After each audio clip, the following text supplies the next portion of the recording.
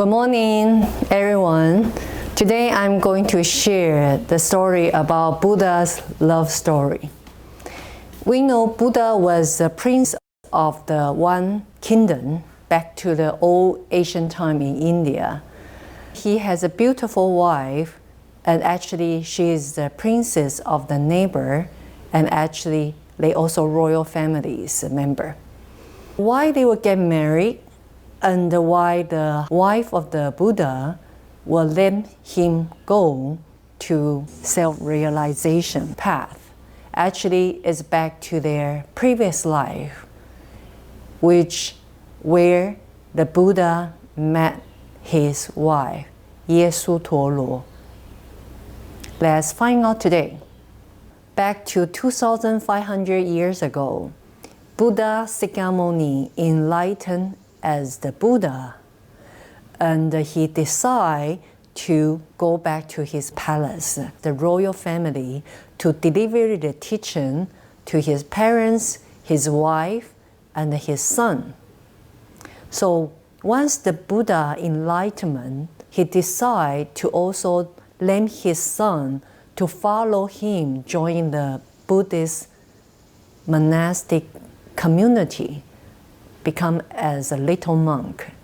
So he sent one of his senior follower, disciple, back to the palace to speak to his wife. And his wife doesn't want to see this the senior head of the Buddha's disciple, because she knows the purpose of Buddha sent him to come to the palace is because Buddha wants to take the son and join him for the cultivation path. So she refused this request. She cried all the time.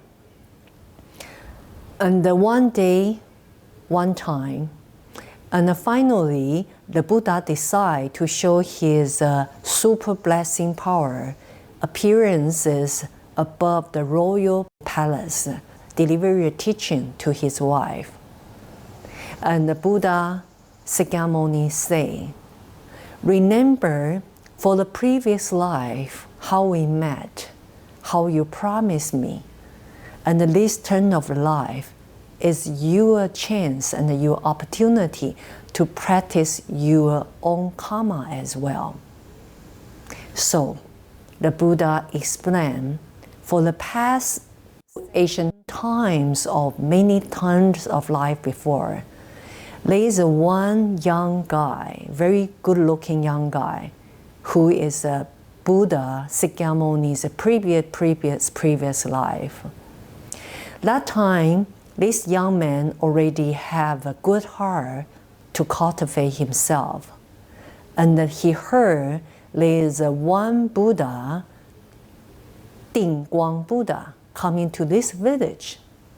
And he decided to follow this Buddha and try to offer him to this Dingguang Buddha. And he searched all his body. He has nothing much can offer to the Dingguang Buddha. He only has some money left. And so he decided to try to find some nice flower offered to the Dingguang Buddha. And he looked around all the market. There's nothing very attractive, as pure as he feels he can offer to the Dingguang Buddha. And there's one young lady. Her name is Qu Yi. Qu Yi, she came with 7 beautiful greenish lotus flower holding on her hand. Immediately, this lotus flower catch the attention of this young man. So this young man approached to the Qu Yi and asked her, can you please to sell this flower to me? Because this lotus flower is the best I can offer to the Dingguang Buddha, because it represents purity. I have no way can find this nice pure flower across all the village. Can you please sell your flower to me? And Qu Yi, this young lady, look at this young man, and she is so attracted by this young man. And immediately she knocking her head, say, yes, I can give to you. So she gave him 5 lotus flower. She kept 2 for herself.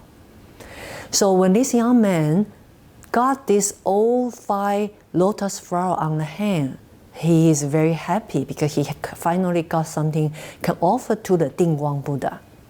He asked the Qi, this young lady, how much is it? How can I give you in return? And she told him, I do not need your money. I only have one request. I would like you can marry me because I am so attracted by your calm energy. You are following the path of the Buddha and you are a good practitioner. I want life after life follow you to practice the Buddha and Dhamma. Please accept my request, marry me. This young man was quite surprised because he already decided to follow the Dingguang Buddha, be a monk, cultivate his Buddha Dhamma path, is not planning to marry. But he saw the Qi, this young lady, have such a sincere heart to practice the Buddha and Dhamma, and he offered one condition.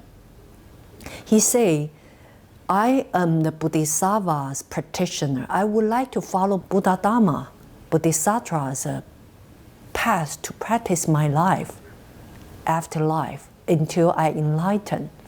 So everything I have, my house, my wife, my son, my money, it all belong to Sri Jewel, Buddha Dhamma and Sangha. I do not have anything personal owned by me. If you're willing to follow me to cultivate life after life, then you need to also practice this generosity by giving everything you have, including your husband, your son, your house, your money, your power, everything. Then she, this lady, immediately knocking her head, say, of course, whatever you say, you are my teacher, I will follow. Just I have one condition, please marry me. Allow me to practice with you life after life. So this is the first connection they made back to the old Dingguang Buddha time. So these flowers of lotus, this young man took 5 of them, and Qi told him, I have another 2 lotus flower. Please offering to Dingguang Buddha for me, because I'm the female body. I cannot get close to the living Buddha. So this young man fulfilled her wishes, took another 2 lotus flower, 7 of them together, offered to the Dingguang Buddha. They fulfill this offering. Also, they start with this karma connection for the first term of life.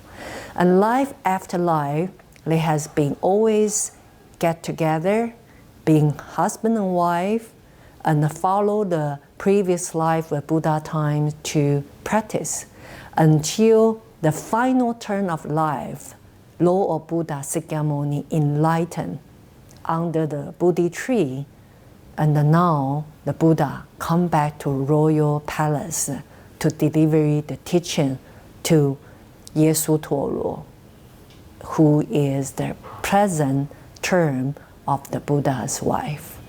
So after she heard the Buddha explain how the first time they met, how this karma connection connected, and that she also make this inspiring vow and commitment for the previous life, willing to offering, donate everything she had, including the husband and son.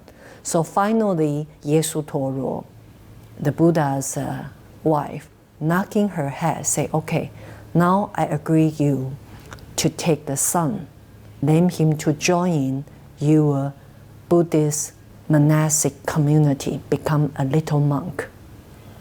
Later on, Yesu Toro also realized the life is impermanent. She still would like to follow the Buddha, to practice the Buddha and Dharma. And so that's why she also later followed Buddha's stepmother to join the Buddhist monastic community, become a nun. She also enlightened as Arohan later on. So that's a brief story of the Buddha's love story. Life after life. Our least terminal life, if we make a right karma connection with our love, this love can lead us to liberation, can lead us to self-realization. And I hope you enjoy my story of today about the Buddha's love story. Hope next time I will have you to join me.